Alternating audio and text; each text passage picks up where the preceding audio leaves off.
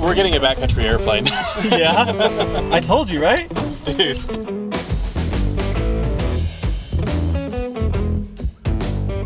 Good morning. Let's go fly today.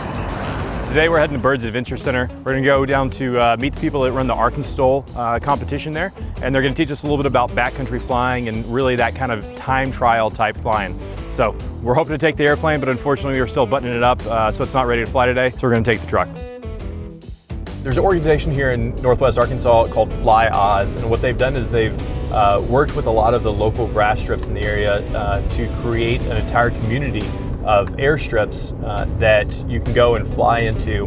And what's really cool is each one has its own unique aspect to it. So this place we're going today, Byrds, you have the ability to go kayaking. There's cabins out there. There's a whole adventure center. You know, lakes and rivers that you can jump in.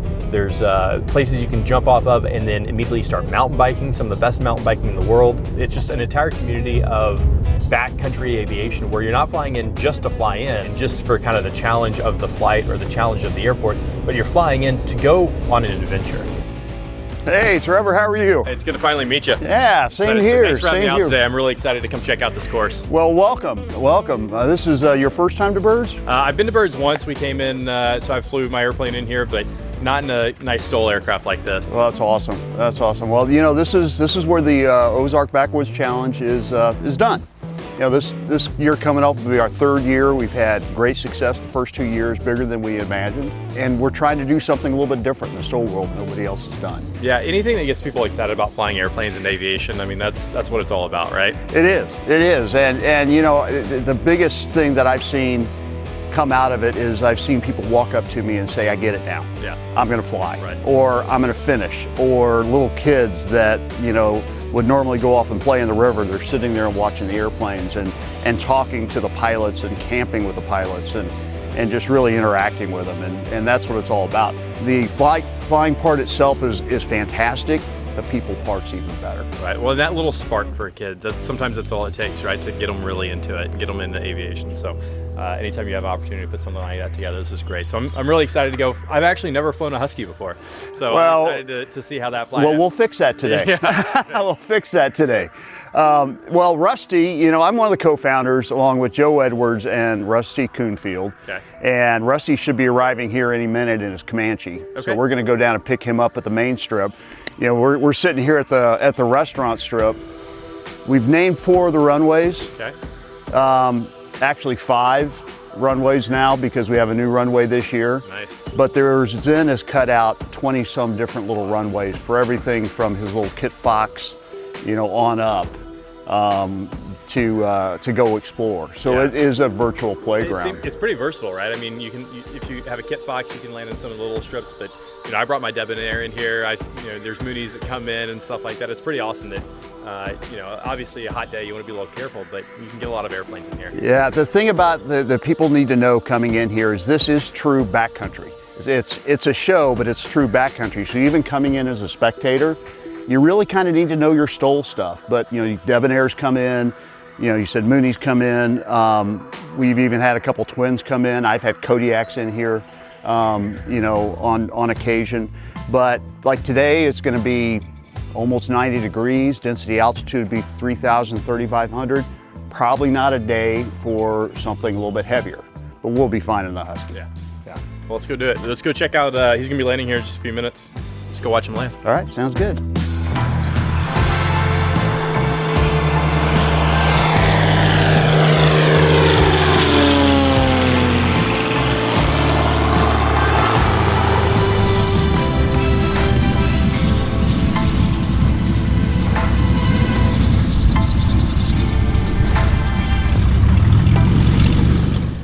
Hey, Rusty. Did you get some good inspection passes done? I did. You know, it's always nice to have, you know, friends that will allow you the opportunity to do that every once in a while. You gotta make sure the runway's right. No obstacles, nothing in the way. Yeah, exactly. Hey, man. Hey, how you doing? Good. Good to see you. Whoop, so, showing me up. Last time I saw this, I was giving you a jump start at Oshkosh. I know.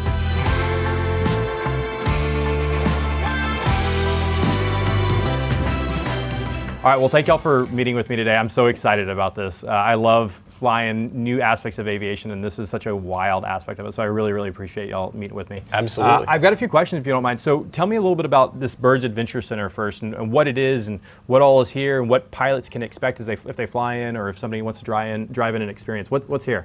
That's a great question. Byrds has so much to offer. There's one main backcountry airstrip here, which is suitable for most aircraft to get in and out of without any problem. But it's also short enough, and it's down in a valley, deep river valley here in the Ozarks, and it requires a little bit of attention. So there's that. But you can also drive in. But then they've got canoe rentals, and you can come and bring your four-wheelers and motorcycles and stuff like that, and it backs right up, their property backs right up to Ozark National Forest. You can get out and do the trails and all that, but then it's a great base camp, because then they've got RV sites and tent sites and a store and a restaurant, and it's just a nice little outpost out here in the middle of the Ozarks. It's super fun. And then kind of how it comes into how ArkanSTOL works, and is that it was really the inspiration for ArkanSTOL and how the course was designed. You want to talk about that a little bit, John? Yeah, so the course has evolved over this will be our third year in existence right now, and the course started out with a bunch of guys sitting around a campfire. Like all good things do, right? Like all good things do. Might have been a little whiskey involved. But and actually it was another event that was attempted here, but got rained out. And but they were talking about how we as local pilots had been flying this course and coming down to Byrds, and they have a spring fly-in and a fall fly-in, and there's a lot of camaraderie here. But Zen, one of the owners of Byrds, started designing runways about 18 years ago. Started taking his trike in and out of them, and then went to a kit fox, and he, Zen's deadly with a lawnmower, because he sees a new path and he cuts it with a lawnmower and he lands on it. Yeah, exactly. So there's probably 20 some runways that have been developed, and we started talking about how we like going in and out of these runways, and how what would make it a good competition, because there's nothing like that out there. And then we started saying, well, what if we strung several of them together and then timed it? And we started doing it ourselves, and we thought this could be really cool. People might like this. And so what started as an idea around the campfire very quickly grew into something bigger. And I want to talk about the fact you said that nobody else is doing this, right? There are STOL competitions, there's short takeoff and landing competitions. What is it that makes this different and the only one in the country like it? Not to be mistaken, it's a competition. It is a competition, so this isn't something you go out and do on a day-to-day basis. But what makes us different is that we truly utilize backcountry skills in the competition. So there are natural obstacles. It is in a river valley, so the winds are different. There are runways that are one way in and one way out. You have to plan and really know your airplane, and you really, really have to know energy management. Yeah, our motto, which John coined, literally on the fly, was how fast can you go slow? And that's really the hallmark of what the course is. It's you want to land slow to get down and get stopped on these runways and get turned around and take back off, but you also want to transition from one to the other. So you've got it's a planning process that is just not used in any other kind of competition. Yeah. So it's great here because you can come in here, like I said, I've landed my Debonair in here, no problem, right? And I don't have an incredible amount of backcountry experience. I've done some, but you can come and enjoy that. But at the same time, depending upon where your skill level is, you can progress to more and more advanced and more challenging things that challenges you as a pilot.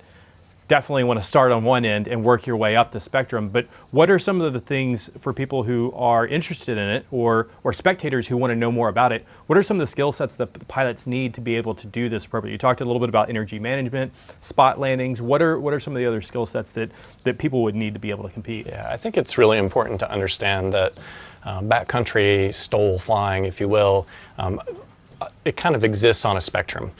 So your everyday private pilot or even professional pilot like yourself, if you get started in STOL flying, you've got to start with the basics. You've got to start with spot landing, you've got to start with short field techniques, soft field techniques, and you've got to refine that and be really perfect at that. And then you can move on to some of these more challenging strips. You do that in a safe environment, and you work to be as professional as you can, And then you move on to more challenging strips, like ones that eventually work into ones that say don't have a go around. So where you have to make the decision, am I going to go around early, or am I going to make sure and stick this landing because that is my only that is the safest option, even if I run off the end of the runway. And those skills that you develop also, they bleed over into other aspects of flying. I use skills in much larger aircraft that I get, from challenging myself and learning here that I apply elsewhere. Plus, it's beautiful. Nobody else has this. This is gorgeous, absolutely gorgeous. Stuck right here in the heart of the Ozarks. It's absolutely beautiful. So if you come in as a spectator, you're going to see some amazing flying techniques that you're not going to see anywhere else. And you may not want to recreate yourself. And you don't want to. That's exactly right. Right. You want to see them. You want to say, "Wow, that's amazing that can be done, and it can be done professionally by people that have spent a lot of time and a lot of personal sacrifice to get to that point, because that's what they want to do with their time." Yeah, no matter what you're into, right? Whether you're into cars or a sport or flying, challenging yourself is something that you have to do to continue to get better. And so I understand that value immensely. I've been a professional pilot for 13 years now, and I've had my tail certification for 7 years, but there's no way in the world that I would go out and try to run this course, not even in a competition level, just for fun, without somebody like you who is experienced there that can watch to make sure that it's being done safely. And so I think that's something that's pretty important for people to understand is it is great to challenge yourself, but do it within a boundary that you can ensure safety as you're doing it, because the margin for error here is much less than it is in sports. That's right. Or other things that people get into. And I think one of the other things that's important to bring up is the regulatory aspect of this, right? We all live and die by the Bible that is the FAR aim, right? That is our rules that we adhere to. And I think a lot of people that may not know as much about backcountry aviation or flying would see some of the things that are done here, flying right over treetops because you need to in order to be able to make that runway, or different things like that. You want to talk a little bit about the fact that we are in an area where we're not flying over congested areas, and kind of some of the rules that apply to general aviation, that you wouldn't want to do this over a city, you wouldn't want to do this in another area. What are we going to use here today that's a little bit different, that people may think this may not be in accordance with the rules, but it is okay here, and here's why it's done in a controlled, safe environment? Yeah, so one of the things, Byrds Adventure Center, basically kind of out in the middle of nowhere, very few buildings, very few structures, very few people. And so really it qualifies under the FAA's rules as a sparsely populated area.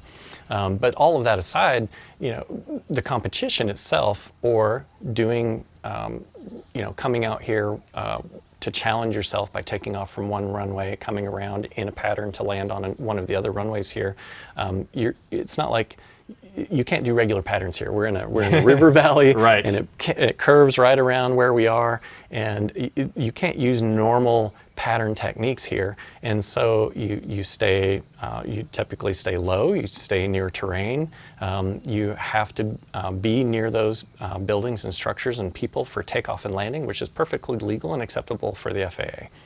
Well, and to mention, this is a non-waivered event.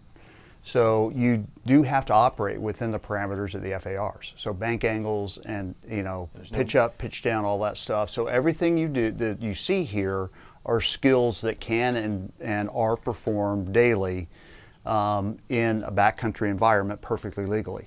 The other thing that we took upon ourselves, even though the FAA did not have to be involved, we took upon ourselves to develop an operations manual. Our air boss, Charlie Jones, has a very, very good relationship with the FAA in Little Rock, and his military background, his air operations background, he managed Little Rock International Airport. He said, we need a manual. So we have developed a manual from the start that primary focus is keeping the spectators safe. Right. But it goes through all the procedures that we have, clear zones, all sorts of things that we look at every time we do anything here, we make a change. And then it's my understanding the actual course is still being kept under wraps a little bit. Is that right? A little bit. Bring something special for the spectator. So we won't go into too much detail about that. But if you wouldn't mind showing me kind of what we're planning on looking at today and what the qualification is going to look like. So I want to back up just one second, because this is the qualification. One of the things that's extremely important about this is the mindset. And so we are going to actually have a very strong campaign in the next several months prior to the event with the pilots that want to come in, educating them about what they should be doing at home first. Okay. and what approaches they should be doing and what they should be practicing, because really there's nothing here that can't be practiced at home. You're just going to chain it together here in a course. So that's where it's really going to, the qualifying and the education is really going to start. And then once they have all that together and they come here, you know, hopefully refreshed, you know, with an airplane that's in really good mechanical shape, you want to make sure you're set up for success. Right. You know, is the way we like to say it. And then it's going to come down to qualifying. Yeah, so it's not just showing up to qualifying. There's a lot that goes into it prior to. Yeah, and so qualifying, just like in any kind of, you know, you see that in motorsports all the time, right? You've got to qualify, and if you don't qualify, you don't race. Right. You know, this is not a race, you know, but it's competition, and you know, there's a lot at stake. You know, I mean, for folks, and so it's important for us to do everything we can to make sure they're ready. And to make sure that they understand everything that's going on here. So to have them actually fly in the environment, and for us to observe them, super important. Basically, they're going to take off on the main runway here. They're going to come back around just like a traditional STOL competition and land. You know, there are going to be requirements for them to meet based on what kind of aircraft they're flying. They're going to have to be able to take off and land and possibly even climb out at a certain rate. Well, I'm excited to have a good time today. This looks beautiful from the ground, but I want to see it from the air. Yeah, yeah, let's do that. All right. All right, Rusty, so here we are in front of this Husky. We've looked around it a little bit, and I'm really impressed at some of the really cool little features about it. So why don't you walk around and tell me about it? Yeah, so first of all, I couldn't, you know, I'd be remiss if I didn't say that this is certainly not my Husky. So we're flying, we're going to go fly somebody else's. Yes. Thanks, John, appreciate it. This is exactly the kind of airplane I like to fly. Right. All right, let's walk around. How do you normally start on the airplane? Where do you start? Where do you finish? For me, what I do, like in a pre-flight, I'll usually check cockpit first. What we have as far as gas today is plenty fine. I'm not worried about taking out a whole bunch of extra weight or anything. So John has a few things back here, which I'm not concerned about. And so, you know, I'm just gonna lock that up. Just like your Cub style aircraft, it's got the split doors, which is really cool. As hot as it is today, I think that we should absolutely fly with the doors open. I like that idea. Yep. It's it adds so much to the experience. Does the door come up when you just stall, like just in like a the Cub? You'll see the door start to float when Nice. we get close to a stall, which is cool. Yeah, I'll fly from the back seat. I'm comfortable in the back seat. That'll give you the whole experience and all of the views out the front, which is great. We of course have we've briefed the panel already on a lot of things. There's not. John actually has it set up for IFR capability. We've shot an approach in it, which is pretty IMC? cool. My first tail wheel IMC, real IMC Nice. IFR approach. In Nice. a I don't Husky, think I've which is ever really actually cool. done that before. Yeah, it's a neat experience. Most tail wheels aren't IFR, real big in the IFR. That's true. Yeah. That's true. Well, it's like we talked about earlier. You know, the Husky is really set up a lot for a cross country. You take off from a short strip or a long strip and go to a short strip. Right. And, you know, so you've got that capability for cross country. Otherwise, it's pretty simple. You know, bush planes in this seating configuration, you know, rotor pedals on either side of the front seat. Now, a lot of people look at transitioning from Cubs where they have the heel brakes. This one has toe brakes. Yep. Obviously, that's a big concern because in a tailwheel aircraft, you don't want to slam on the brakes and wind up on the prop. Absolutely. So what techniques do you use for people to teach them to make sure that they're not unintentionally hitting the brakes? Yep. So yeah, it's just always, it's more of a self-briefing process, you know, and so like so personally what I like to say is, you know, on final, you know, there's no gear to put down in this aircraft, but I say feet ready. And part of what that means is, first of all, am I in that mode where I'm going to start dancing on the pedals? Right. And then second of all, where are my feet on the pedals when there are toe brakes involved? You know, to make sure that I'm not on those brakes when I land, because that's the last thing you want to do. When do you recommend to drop the flaps, right? I know there's a lot of different techniques on when you drop the flaps and what the best time is. And I think that's really important based on the environment that you're in. So if you feel like you are approaching, if you do go ahead and put it down and you're a little bit fast, especially like in a wheel landing, you've got the stick forward, so you're nice and planted, and you feel stable. And here's the important part: you feel stable enough to let go of the throttle and reach down and go ahead and lower the flaps quickly. Then that's great. In competition flying, of course, you know, the idea if you want to land as short as possible, you're going to try and drag it in with the least amount of power. Ideally, you don't have any power, and you're able to plant the aircraft. It gets done flying at that point, and you really shouldn't have to drop any flaps, but if you are all then going to get on the brakes, Right. you want to have as many. We get some formation flying going on here. We fly some other aircraft to fly with. I don't want that guy. But so in competition flying, what you want is, or in a super short strip, you want to, have the airplane be done flying as soon as you touch the ground, but then you also want to dump the flaps to make sure there's no residual lift on the wing so that your braking is the most effective possible. Up to a point, because you don't want to then flip it over on the nose. Right. So you have to, if you're trying to do it as short as possible, you've got to make sure you've got as much braking effectiveness as possible, but you also want to make sure and modulate that braking, have the stick all the way back to make sure that you're not going to go over on the nose. Yeah. Okay. Anything else in the cockpit we should talk about? That's about it. Otherwise, just an airplane. Okay. What are you looking for as you're doing your walk around? Just like a Cub, you're looking for control surface connectivity. So you're just making sure that the hinges for the flaps, we've got them covered so people don't bump their noggin. Nice little feature. The nice thing, it's a bungee flap system, so Okay. you can just kind of check everything very easily without having to get inside and lower the flaps. Yeah. Like we were talking about earlier, we've got some spades on this aircraft that help with aileron control. And will you explain from a aerodynamic perspective what that's actually doing? Absolutely. So the idea is that you want to raise this aileron, which would then push the wing down. It's going to come down, the oncoming wind's going to push on this, so it's kind of a little bit of power steering. Yeah. Like that digs into the oncoming air. So even if you don't have airflow over the top of the wing or bottom of the wing necessarily, since this is separated from the boundary airflow, you still have this helping out. Yeah, and it provides a lighter feel for the ailerons. Very nice. Yeah. Does it lead to any dynamic instability? I guess it depends on the size of the spade, huh? Nope. Yeah, absolutely. Right. Yeah, that's what. Yeah, you don't see them too big. If you go the opposite way, of course, then it's pushing to hold it up.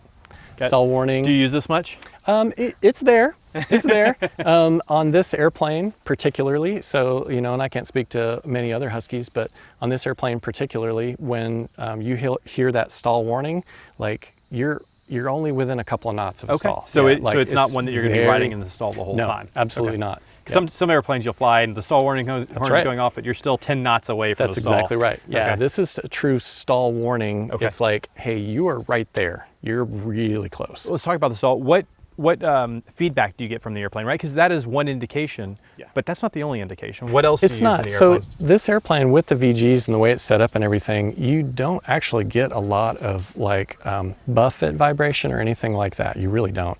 So, and there's a little bit, but it's not super obvious. It does not hit you over the head with it. So how do you know that you have an impending stall? So it's airspeed control and it's attitude. Okay. Yep. And that's one thing, like every time I fly this airplane, I take it up in the conditions that I'm going to be flying in, and I go through a stall series because I want to know what it's going to do at this weight today, at this temperature today. Yeah. That's something that's critical. Anytime I jump in a new airplane, it's the absolute first thing. Get up to a little bit of altitude, get nice and safe, and stall it. Because if you don't, how do you know where the limitation's at? That's exactly How right. are you going to land the airplane? Let's talk about these tires. These are pretty impressive tires. So, it's like a Big Mac. Absolutely. Like we're going to go monster truck rally. So in Arkansas, these are absolutely not necessary at all. But they're super fun, and it's in the feel of flying it and having the higher angle of attack in the aircraft and the landing capability. You literally feel like you're landing on pillows. It's just so it'll make my fantastic. landings look halfway decent. Yeah, If they're not, then we know whose fault it is. This airplane has a traditional, bungee gear on it, so if you land a little too hard, you're gonna bounce. That's good. I like the excuse that I can use before I land. Yeah. Okay. Great. Yeah. We talked about the front tires. Let's talk about this rear tire. That is a very large tail wheel. Yeah, absolutely. The Baby Bush wheel and the Acme tail wheel shock. It is just such a robust gear. I mean, I imagine it gives you a lot of confidence when you're bringing it in. So, certainly one of the things that happens in backcountry flying when you're trying to land slow, a lot of times with tail wheel airplanes, you're going to just drop it in. It's going to happen. Right. If you're trying to go as slow as possible, you're going to stall it in the air before you touch the ground, which causes the airplane to fall from 1 or 2 feet in the air. And so this beautiful, amazing, giant tail wheel with the shock on it absorbs all of that and protects the airframe. When you and say the tail wheel. shocks, there's an actual shock on There's the an tail actual wheel. shock on the tail. Yeah, Yep. it makes it almost look like we were talking about earlier. Almost looks like a trailing link gear. That's right. One of the cool things about the baby bush wheel too is that the width of it allows landing on very soft surfaces like sand. So you don't sink into soft it, gravel. right? Exactly. Yep. You'll see these guys that land with a smaller tail wheel, Scott 3200 tail wheel or something like that, which is still a pretty big tail wheel, but they're cutting it, you know, we call it cutting the pizza. You know, they're actually like cutting this huge rut, Right. and that baby bush wheel Distributes the helps load, right? distribute the load out on the tail. Exactly. There's one other thing I want to talk about here that I just found absolutely fascinating. I've seen vortex generators on wings before, and it makes sense, right? So for those nerds in the audience, the Bernoulli's principle says that a fluid rushing over a curved surface increases in velocity and decreases in pressure. So when you're looking at the top of the aircraft, you have a low pressure system and a high pressure system at the bottom, and you need to keep it, that vortex generators up at that high velocity area up on the top side. This airplane has vortex generators on the bottom That's right. of That's the right. stab. And I did not understand it when I first asked, and John explained it to me in a very nice way, that when you are landing, and this is in the up position, you actually have the curved surface on the bottom of the vertical stab. So now you have that high velocity air on the bottom of the wing, the high pressure on the top, and so you actually need the vortex generators on the bottom to ensure that you get help stick airflow it. over your elevator still. That's right. That's exactly right. That's incredible. You got it. That's I've just never seen that before. That's very cool. All right, well, thanks for showing me around the airplane. Such a cool airplane, so many cool modifications to it. I'm really excited to go fly it. Why don't you say we go do that? Absolutely. Every bush plane is different, and it's important to understand what you're working with. All right, let's go fly. Let's do it. I think they're ready for us to do a takeoff here. We'll be downwind slightly, so let me take it off here. So I'll take controls. You have the aircraft. I've got the aircraft. We'll do a quick run up. Go to 1800. That's all looking good. Flight control check. All right, if you would, set 1 notch flaps for me. Got flaps 1. There we go. I see flaps 1 on either side. All right, you ready? All right, sounds good. Kick forward.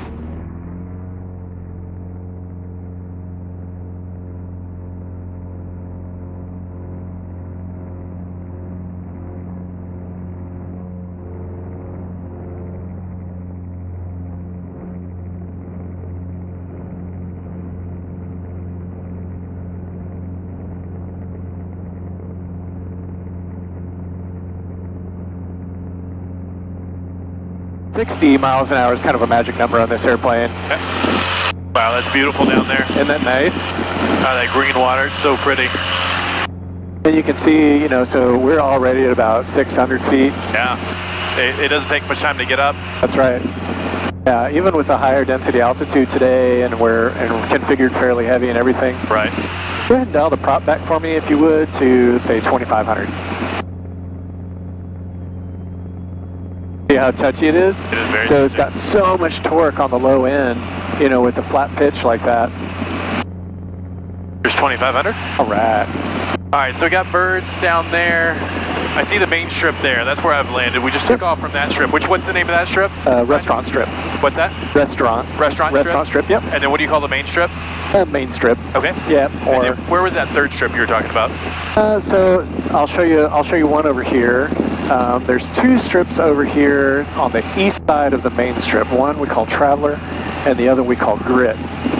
Oh, I see them. The cross runways right there? Exactly. And so Traveler is the one that is kind of more angled to the northeast. And then Grit is the shorter one that's More exactly north-south, exactly, north, or almost exactly north-south. Yep. The airfield looks so good right now. Oh, it's That beautiful. fresh Yeah, they How just green everything is right now. It's absolutely gorgeous. mowed out here and everything. It's so nice. And this river is just absolutely amazing. Oh yeah, yeah. It's kind of, you know, we have a lot of really cool rivers in Arkansas, and the Mulberry is definitely one of those that's underappreciated. And this is the Mulberry? Mulberry River. Yep. You know, with the right air, if you can see, you know, through the cameras here, you know, you see how close we are to the trees. This is like normal ops for birds. Like this is, Right. you know, you want to be low enough. We've got the streamers. Zen has the streamers set up. It looks like we've got winds, you know, directly out of the south, light crosswind. There's a windsock down there that's saying the same thing. It'll often be different from one end of the strip to the other. And so, you know, that obviously plays into how, you know, what you want to be doing, where you plan to touch down. with it being kind of a direct crosswind like that, you know, there's not too much rhyme or reason to which direction. Well, as you see now, it's shifted around from the east. Yeah. Amazing how fast that happens. They both, on both ends of the field, it's shifted to the east. So generally light and variable. Right. What we're going to go ahead and make kind of a recommended approach here, which is to land from the east, even with a tailwind. That's pretty common. Just want to make sure, you know, in this airplane it's not such a big deal, but in other aircraft, you know, it might take a longer rollout. It's a consideration to make sure you hit your spot on the first part of the runway. We'll just leave it at flaps 2 since we're going to do a touch and go. That way we don't have to touch the flaps immediately before taking back off again. And then of course a hallmark and lots of off-airport flying and this kind of airplane is the slip. I'll give you a little bit more drag. Yeah, lose that energy. Little beep on the stall horn. Bounce in. We'll go around. All right.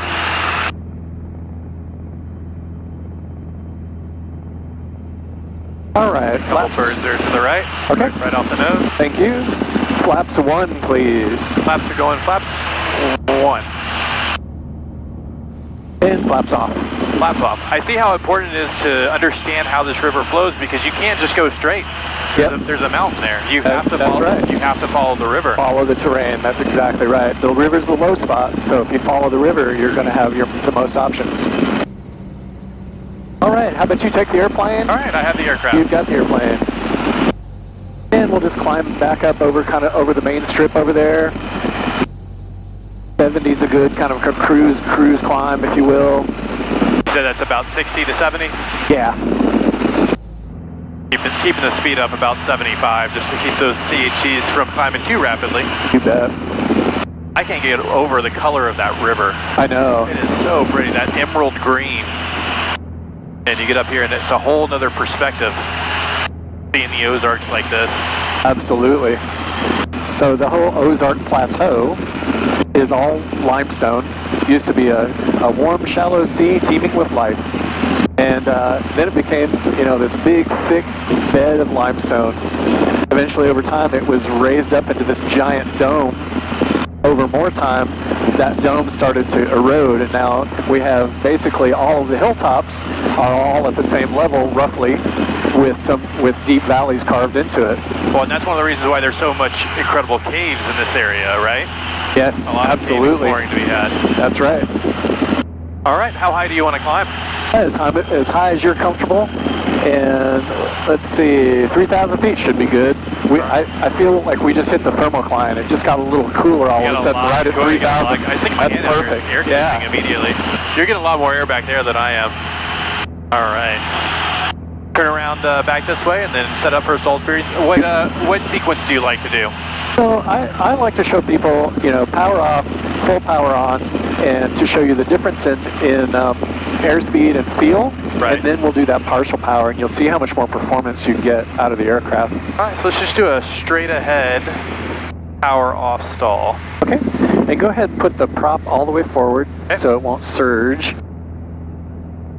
All right, so we're at 65 miles an hour here. And you can do it with flaps out to begin with. There you go. So 65. It's still very stable. Very stable. Very stable, and we're picking up speed again. That's great. So even in a full aft stall, there was no wing dip because the rudders were coordinated. All right, let's do a power on stall. We'll bring the nose quite a bit up because there's a lot of thrust in. Oh yeah. Wow, it still wants to climb. All right, so there's 55. See the door starting to pop up a little bit. 50, 47. Still flying though. 44. And there it is. You can feel it right just there. a bit of a buffet there. Right, yeah. But it's right before the stall. Right. So it doesn't lead up to it very much. So you feel that and you want to immediately take that out. I'm going to bring the flaps in a little bit. Are there flap speeds I need to worry about? Just in the white arc. Okay. I'm going to bring flaps to 2. We're going to do, we'll do a power off stall here. All right, so there's flaps 2. 55 knots right now. I imagine our stall speed is going to get quite a bit slower. There we go. So about 52 is what it was indicating there, power off. And then we'll be able to compare that with the power on and see what that extra flow over the tail, what that does. I'm going to turn it back around, point back at Byrds.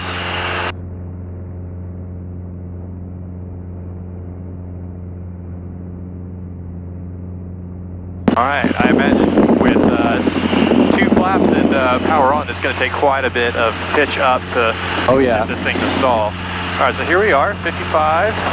Man, I really got to bring the nose up. I just want the climb. Yes. 55. We're 25 degrees nose high, 45. Quebec is 40. over midfield, enter left downwind runway 3. Still flying though. The ailerons are, oh, I can feel it wanting to give a little bit right there, but we're right at 40. Yep. If I keep coming up, just to feel it, a full stall. Man, it's 38, and you can feel, there it is, right there. Very nice. All right. That's confidence inspiring. It's good to see, and it's amazing to see the kind of 15-mile-an-hour different stall between being, I'm going to take the flaps out now. Okay. The 15-mile-an-hour difference between power off and power on in that flap 2 setting. Yeah. Yeah, it's huge. Huge difference. So, you know, and of course landing in a full power on situation is not viable, right?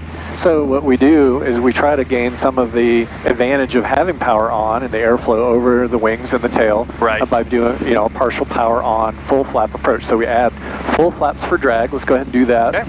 So, and then let's set 3. Your manifold pressure there at, say, like maybe 8. Oh, so back but not idle. Right.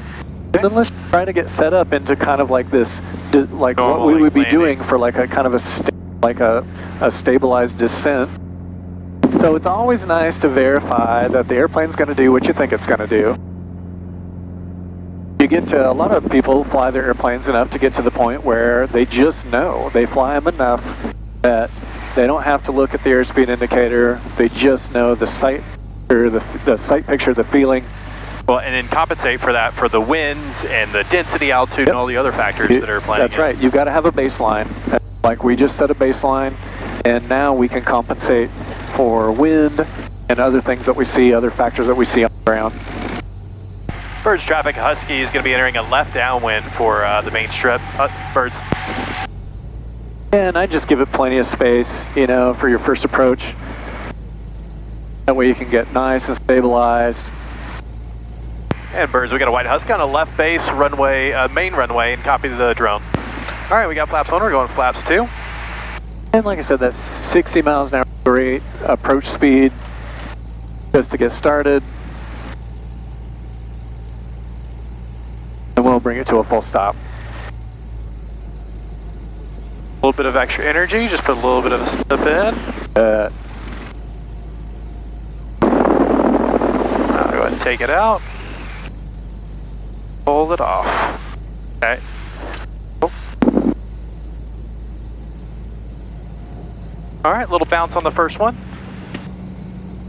Very nice, good directional control, super awesome. We'll take off back going the other direction. Okay. Yeah, so I came in a little hot, I slipped it, but I could have slipped it a little bit longer, just kind of getting comfortable with where this airplane likes to stall. And so I went a little conservative initially and had a little bit of extra energy, which is why that main gear bounced a little bit on me. Not a problem, that's absolutely what we should be doing. Just nice incremental, getting comfortable with the airplane, getting comfortable with the conditions. All right, so we still have flaps 2 in, is that good for takeoff? Flaps 2 is great for takeoff. Okay, all right, you ready for takeoff? You bet. Throttle mixture in, we got the flaps set at 2, here we go. Bring that nose up. That tail up. Oh, she wants to fly early. Could have used a little bit more forward pressure there. I also had the trim set to up, which didn't help. Well, what you find with a lot of these strips, as people can see both on our restaurant strip takeoff and that one, you know, you've got humps in the runway. They'll get you. Little ski jump there. Yep. All right, you want to circle back around and let me try another landing on that main runway? Yeah, let's do that. Byrds traffic, White Husky is going to make a left 180 here in a minute and go land on the main runway. Byrds. Myself a little bit of room here. You bet. And I think what you'll find is you go ahead and cut the power. Okay.